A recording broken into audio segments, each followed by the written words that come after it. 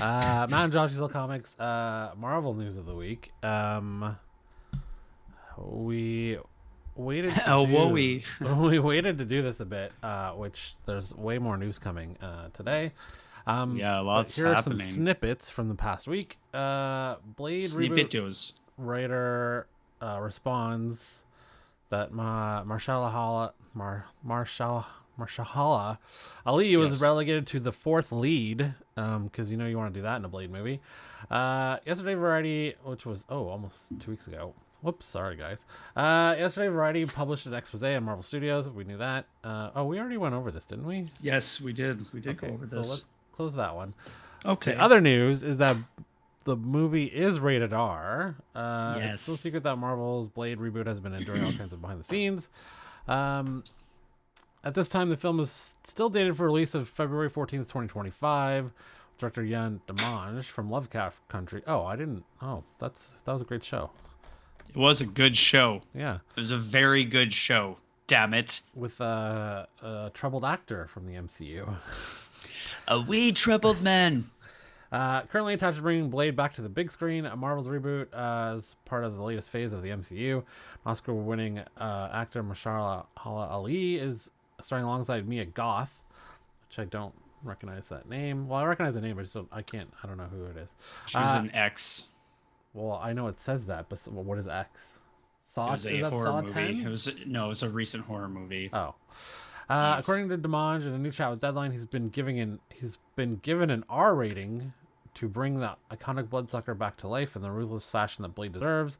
They gave me the R, Yes. which is so important. We're going to have fun because Mashallah is a deep actor. I'm excited to show a kind of ruthlessness, a roughness he has that allows him to walk the earth in a particular way. I love that. I love him for that. He's got a dignity and integrity, but there's a ferocity there that he usually keeps under the surface. I want to unleash it and put that on screen. He kind of showed that range in the first season of Luke Cage when he was Cottonmouth. He had that kind of underlying violence to him. Oh yeah, he's good. Yeah, so and I was really disappointed they killed him off in season 1, like halfway through. He was one of the best things about that. Yeah, so good news. We're getting 2 rated R movies from MCU, Deadpool 3 and now Blade. Delightful.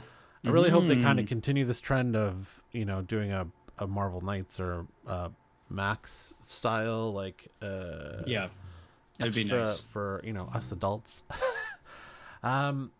Which also goes into Echo, I guess, because that trailer looked like it was a bit more bloody. New details Good about trailer. the Marvel Spotlight series revealed, including a big Daredevil and Jessica Jones update, which I thought she couldn't. Well, I guess now with the actor strike, maybe she can come back and do it. I thought she was. I didn't think She was she'd doing come that Orphan back. Black prequel, wasn't she? That's why she couldn't come back as Jessica Yeah. Jones.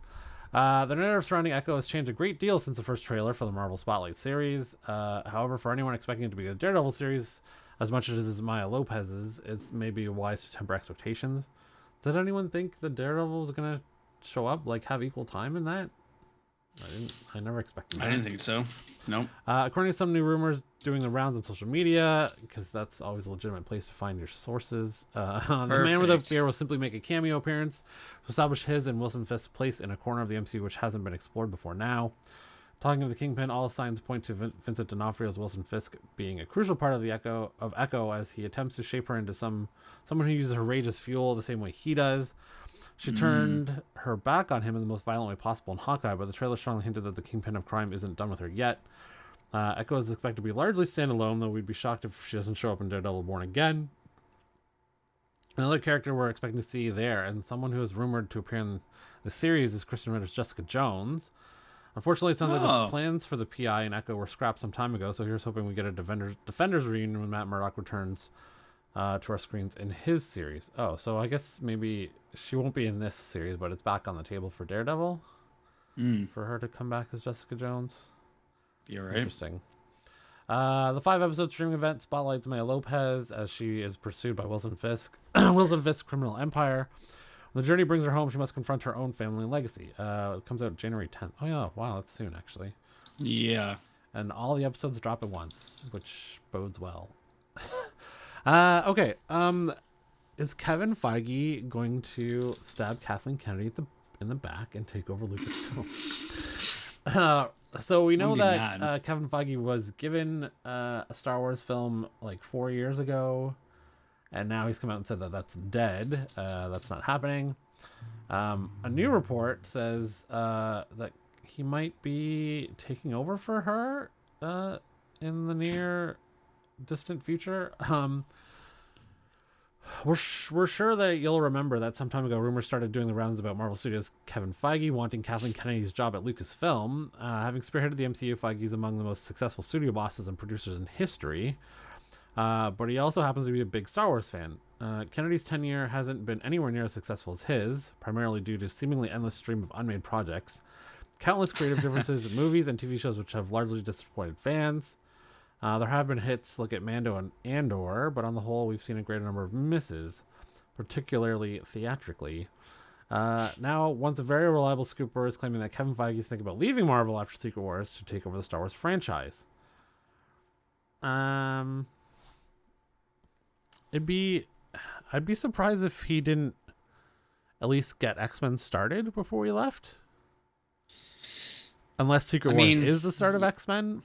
Like, you think he'd want to get at least one X-Men film in production and in the can before, so he can kind of set the tone for the person who takes over from him. Yeah. I do. You think this is a good idea? I think it's a good idea. He's already in the realm. You know what I mean? He knows how how the drill goes at Disney, I guess. But the thing that would concern me is, so Feige is the guy at Marvel Studios. Mm-hmm. He would not be the guy at Lucasfilm, in that Favreau and Filoni have dominated TV, and I would not want there to be like some sort of conflict, because at the end of the day, Feige has final say, and I think for Lucasfilm, Kathleen Kennedy is happy to stay away from Filoni and Favreau, given the successes of those Mando and Ahsoka, and although they didn't really have a whole lot to do with Andor, but I don't know. There might be a clash of egos if Kevin Feige steps in and is like, no, I'm going to do it my way now. I know you've had success on TV, but like maybe unless he just takes over the film part of it and stays away from TV, maybe that'd be a good idea. I mean, that's a possibility. I think,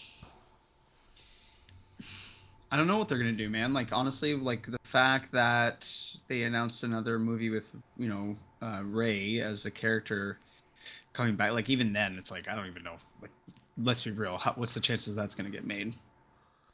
Well, they have a legit writer writing the script again. Sure. I'm sure she was under contract for more movies, so she can't squirm her way out of it. Yeah, I don't know. It's very, very interesting. Taika said, doing his rounds for Next Goal Wins, which comes out this week, that he's still working on his project and that it will probably piss fans off, which is always a good thing to say. Yeah, it's always, especially coming from him, because his recent hits. That one too. You know what I mean? Like and didn't Rain Johnson say that his was still like his trilogy was still a go? Like it's not a go, but it existed. Like it exists. Still being tinkered on and worked on or whatever. But I don't think he ever denied it being scrapped. If he were to do, like, he's working on his next whatever thing in his Knives Out trilogy thing. Oh yeah, Knives Out. Right. So if he were to still do a Star Wars trilogy, we're looking at like 2030 maybe. Oh yeah, easy. Before the first or second one comes out, maybe, I don't know. Yep. And James Mangold has a movie on the books too, but we haven't really heard a whole lot about that. Out of the three, that's the one I'm most interested in, because it's the start of learning about the Force and the 1,000 years before, etc. Rey could be good or bad, I don't know. Like, I liked her as a character. She just wasn't shitty movies. Well, so the first one was fine. I enjoyed it. It was fun. It was a remake, but essentially of A New Hope. But yeah, it was fun. Yeah. The second one has really good parts in it, and it looks stunning in some scenes. Yep. And Adam Driver is the best thing through the entire trilogy. Yeah. I have not yet gone back to watch Rise of Skywalker since I saw it in theaters. I can't bring myself to do it, but it's a tough one. Along with Kathleen Kennedy being in the news, did you watch that South Park episode from 2 weeks ago? I didn't. Oh, I didn't. So it was called Into the Panderverse.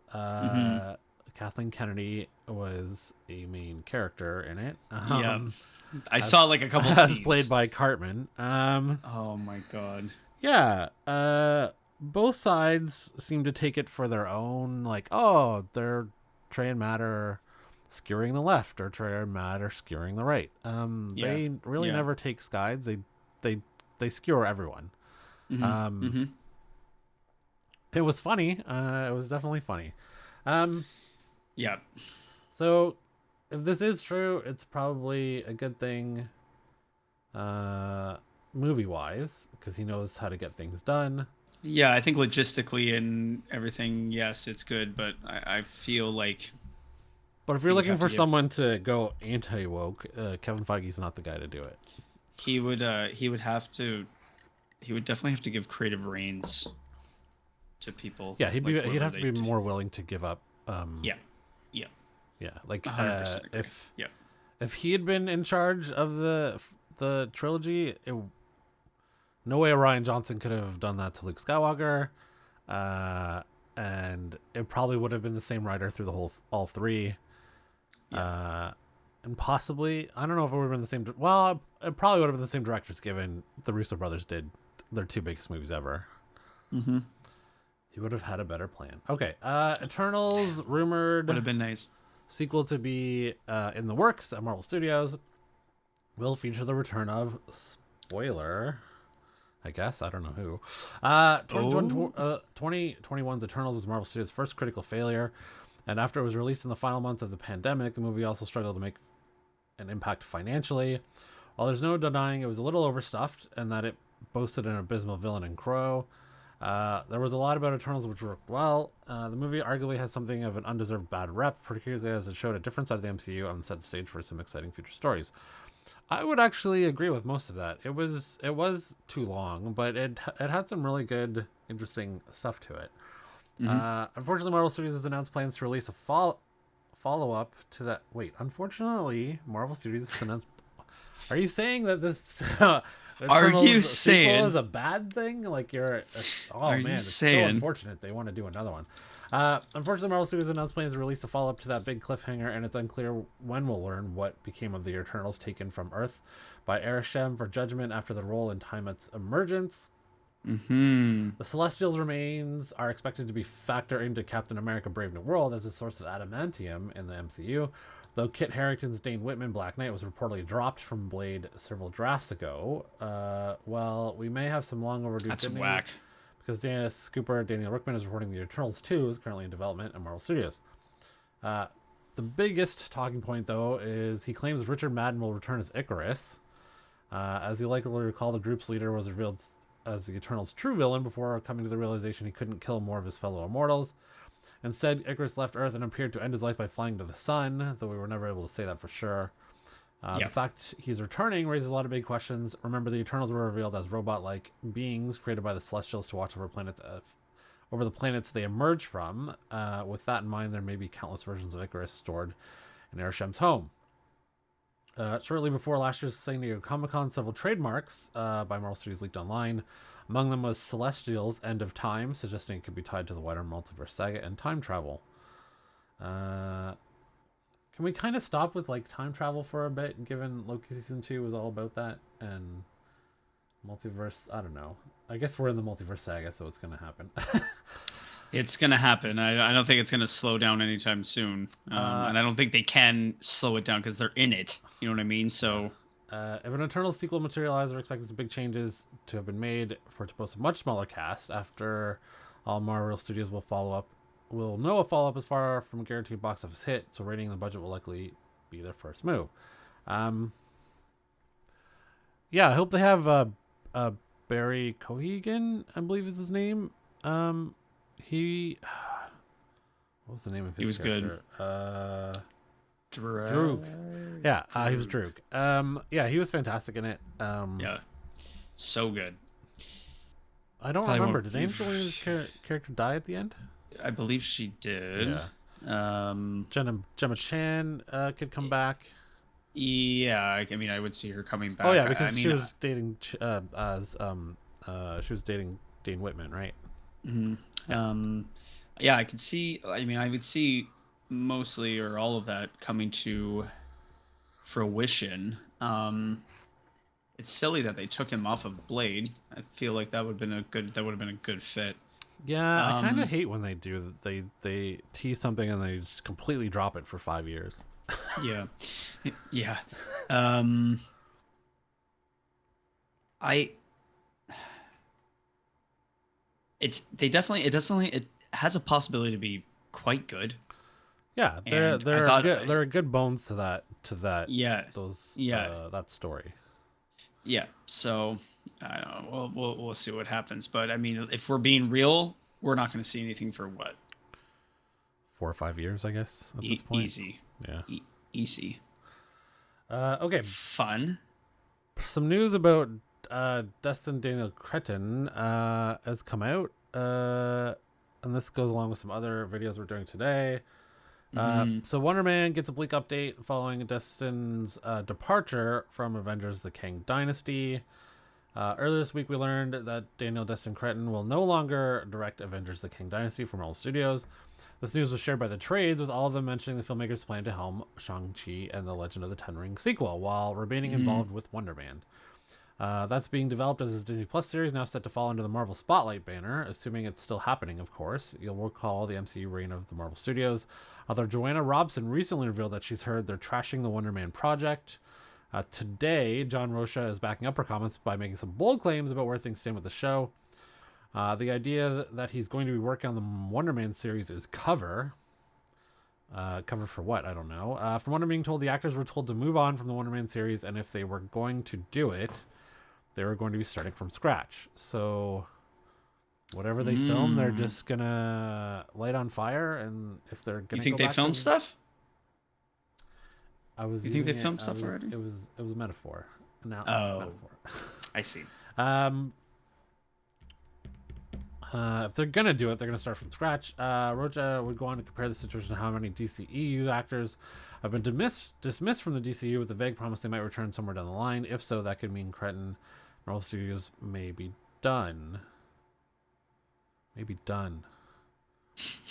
Well, he's doing Shang-Chi, so that's just done with Wonder Man, I assume he meant. When it comes to Wonder Man, Andrew Guest was tapped to serve as head writer, with Cretton helming the first 2 episodes. Hopefully the strikes have just meant Marvel Studios making some improvements to the project. It had Yad Abdul Mateen II was tapped to play Wonder Man. Ben Kingsley was coming back. Demetrius Gross was the Grim Reaper. That also included Ed Harris, Bob Odenkirk, and Courtney Cox. I really don't see how it could have all of those actors in it and totally scrap the project. All of those actors are probably expensive. You'd think you'd want to get something out of it, especially Bob Odenkirk. Like, I would be super excited to see him and Ed Harris in something Marvel. Yeah, that'd be cool. Yeah. Really good. Simu tweeted "Crazy News Day" after hearing this. Okay, last thing for Marvel Weekly News. So we kind of heard this rumor before, but Marvel will be putting out a hit on Robert Kirkman, I guess, because he confirmed it on his podcast that Stephen Yeun has been cast as SENTRY before Marvel even made the announcement. Back in June, we learned that Stephen Yeun had joined the cast of the Marvel Studios Thunderbolts movie, and while his character wasn't named at the time, several online scoopers claimed he would be playing SENTRY. The Walking Dead alum has dropped a few vague hints in interviews since, but nothing particularly character specific, mainly focusing on how he ended up landing his MCU debut role. It came together in a weird way. Jake Schreier, who did episodes of Beef, which was a great show. Did you watch that? I did not. He got the gig to direct it, and he kind of saw me for the role. For this role, and I read the role, and I was like, this is actually a really interesting role. I'm down to explore this.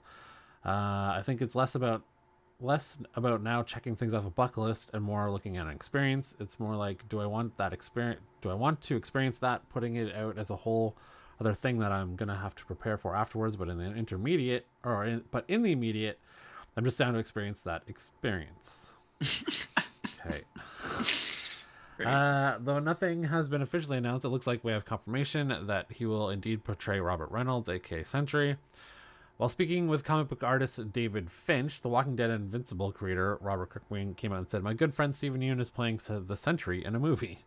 Yeah, he called me. He went for a costume fitting. I hope I'm not. I don't think this is a spoiler or anything that will get anybody in trouble. I don't know. Maybe we'll see. I don't care. I don't work for Marvel. What are they going to do to me? He called me and said, "Hey, I just got back from a costume fitting for the Sentry. I guess I only do superheroes that are yellow and blue."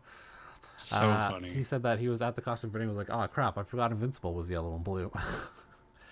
Yeah. Okay. Well, I mean, he's right. He doesn't work for Marvel, so. No. Is that like the same rules as a grand jury? The witness can tell whoever they want, and even though the witness isn't allowed to talk about it. Yeah. Okay. So that was Marvel news of the week, and we'll hit you with an ad and say goodbye. Oh yeah. YouSellComics.com, your new multi-vendor marketplace. You Sell Comics offers a site exclusively for buying and selling of all things comics, slabs, omnis, trades, and more. Sell for as low as 5% commission or 0 commission monthly tiers. Run your own auctions, unlimited bin listings. YouSellComics.com. Buy, collect,